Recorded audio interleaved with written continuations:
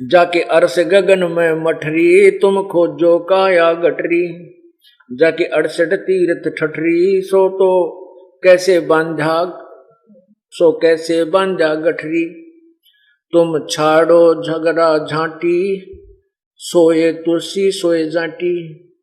अब हम कहां आगे पूजा करते करते हम तुलसी की पूजा करने लगे, तुलसी को माता रूप ले लिया। और तुलसी कौन थी? ये उस राक्षस की पत्नी थी जिसने देवताओं के छक्के छुड़ा दिए थे। और किसी ने बताया था कि ये पतिव्रता है तुलसी, और इसका पतिव्रता धर्म भंग किया जाए तो ये राक्षस मरेगा। भगवान विष्णु ने ये बीड़ा उठाया, ये पाप कर्म किया, और फिर इसका तुलसी का पति मर गया। हाहाकार मची, टक्कर मारी, फिर विष्णु जी को उसने श्राप दिया। तो ये तो है उस तुलसी देवी यानी उस स्त्री पुण्यात्मा जो पतिव्रता थी, और उसके साथ भी इन भगवानों ने घिनौना कर्म करना पड़ा। तो पुण्यात्मा परमात्मा कहते हैं, दास ग्रीव या चूक दरोंदर, या तो ऊपर से लेकर नीचे अति बिजली पड़ी हुई है। ये तो पूर्ण परमात्मा के ज्ञान से ही इस जीव को इस अच्छे और बुरे का ज्ञान होगा, और ज्ञान भी हो गया, और परमात्मा की रजा नहीं है तो उस ज्ञान के ऊपर आप रुक भी नहीं सकते। अब आपको ज्ञान है कि भी हम रिश्वत लेते हैं तो पाप है, हम चोरी करते हैं तो पाप है, ये तो ज्ञान सभी को है। माता पिता बताने लगते हैं, टीचर लोग जो अक्सर ज्ञान कराते वो भी शिक्षा देते हैं, लेकिन असर किसी का को जा क्यों नहीं? क्योंकि उन बताने वालों की शब्द में शक्ति नहीं है। अब पूर्ण संत की शरण में आने के बाद आप इस मार्ग पर चलोगे, आपको ज्ञान भी होगा, और ज्ञान के साथ साथ जैसे आपकी कोई कमी है, त्रुटि है, किसी चीज का अभाव है, परमात्मा आपका पूरा करेगा। आपको आवश्यकता ना पड़ेगी अपने नियम भंग करने की। और जब परमात्मा की मदद नहीं होगी, आपको ज्ञान भी होगा, और किसी न किसी दिन फिर गड़बड़ कर ही जाओगे। आवश्यकताएं वो मजबूरियां बन जाती हैं, और वो पाप का गढ़ बन जाता है। तो परमात्मा आप सच्चे दिल से, सच्ची श्रद्धा से नियम भंग मत कीजिए, आपको गलत काम करने पर विवश नहीं होना पड़ेगा। तो परमात्मा आपकी आवश्यकताएं पूरी करेगा, क्योंकि परमात्मा जो आवश्यकता पूरी करता है उसकी उम्मीद राजा भी करता है। इसलिए परमात्मा ऐसी शक्ति है जो हमारे हर तरह से बरकत भी देता है और आपके धन में वृद्धि भी कर देता है। जैसे पिछली बार आपको बताया था, एक भक्त के अकाउंट में 16,000 रुपये जमा हो गए। उससे पहले बहुत से ऐसे प्रमाण हैं कि एक भक्त कह रहा था कि हमने 5,000 रुपये रखे थे, हमारे 8,000 रुपये मिले, जबकि गिनकर रखे थे वो 5,000 बहुत जरूरी थे। उनको कति एक ना पैसा उस स्थान को तो हम छेड़ा नहीं करते थे, 8,000 रुपये पाए। और भी बहुत से ऐसे प्रमाण आपको देते हैं। जो अन्य आपके घर में बरकत करते हैं, कोई बालक बीमार होना हो, भयंकर रोग हो जाना हो जिसमें 20, 30, 50,000 रुपये लगने हो, आपको 10 रुपये की दवाई में काम हो जाएगा, ठीक हो जाते हैं। ये तो आपको यकीन ही नहीं होता कि बालक होना ही था, ठीक नहीं। ये प्रभु की कृपा से आपके घर में बरकत होने लगती है।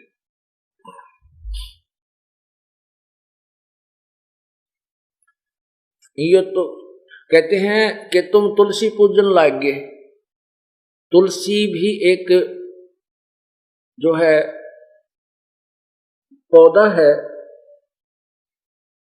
और कुछ जाति पूजन लागे। कहते हैं इसलिए तो तुलसी की पूजा, इसलिए जाति की, ये मोक्षदायक नहीं है। यदि ये मोक्षदायक होती तो अपने सदग्रंथ पवित्र गीता जी, पवित्र वेदों में लिखा मिलता। पवित्र गीता जी, पवित्र वेद, ये पूर्ण परमात्मा यानी पूर्ण वेद पूर्ण परमात्मा के द्वारा दिए हुए हैं। इस ब्रह्म को, ये ब्रह्म के द्वारा आगे उच्चारण किया गया है। और सवसम वेद जो 5वां वेद है वो प्रभु ने स्वयं अपने मुख से उच्चारण किया है, उसमें सर्वभेद है। और उसके वेद और गीता के अतिरिक्त जो अन्य पुराण हैं वो भगवान के द्वारा, ब्रह्म के द्वारा नहीं बोले गए, वो बोले गए हैं ब्रह्मा विष्णु महेश इनमें से या किसी ऋषि के द्वारा। तो जो आदेश वेदों और गीता में है वो प्रभु का है। उसके अतिरिक्त जो अन्य आदेश है पुराणों में वो किसी देव का है। जैसे आपको उदाहरण बताया था कि एक व्यक्ति का मित्र था दरोगा SHO, और उस अपने मित्र से उसने कहा जाकर के दरोगा को कि मेरा जो पड़ोसी है मुझे बहुत दुखी करता है, बहुत तंग कर दिया उसने। दरोगा जी ने कह दिया कि मार लठ उसका माप देख लूंगा। अब मित्र ने आकर के उसके साथ झगड़ा ठान लिया पड़ोसी के साथ, पड़ोसी का लठ मार दिया, उसकी मृत्यु हो गई और उस व्यक्ति को सजा हो गई, उसके मित्र को, दरोगा के मित्र को। क्योंकि राजा का संविधान है कि कोई किसी की मृत्यु करता है, हत्या करता है, हिंसा करता है तो उसको सजाए मौत दी जाती है। और उस व्यक्ति ने अपने मित्र दरोगा, एक अधिकारी के वचन की, आदेश की पालना कर ली जो राजा के आदेश के विपरीत था। उसने संविधान तोड़ दिया राजा का, तो उस व्यक्ति को सजा का पात्र होना पड़ा। ठीक इसी प्रकार वेद और गीता में जो ज्ञान है वो प्रभु का संविधान है। उसके अतिरिक्त जो किसी ने अन्य सदग्रंथ, आप अपने अन्य कोई अनुभव लिखा है किसी देव का, जैसे पुराण है ये किसी देव की, ऋषि की लिखी हुई वाणी है, इनका अपनी सोच, अपना आदेश है। यदि वो वेदों और गीता के विपरीत है तो वो संविधान टूट रहा है, उसका दोषी होना पड़ेगा, उसकी सजा मिलेगी। तो यहां क्या कहते हैं, चाहे तुलसी पूजो चाहे जंटी पूजो, दोनों व्यर्थ है। तुम छोड़ो झगड़ा झांटी, सोए तुलसी सोए जंटी, बानी हमारी बाठी, कैसे बांधा करता गाठी। अब क्या कहते हैं कि हमारी जो वाणी है ये अनमोल है, ये सत्य है।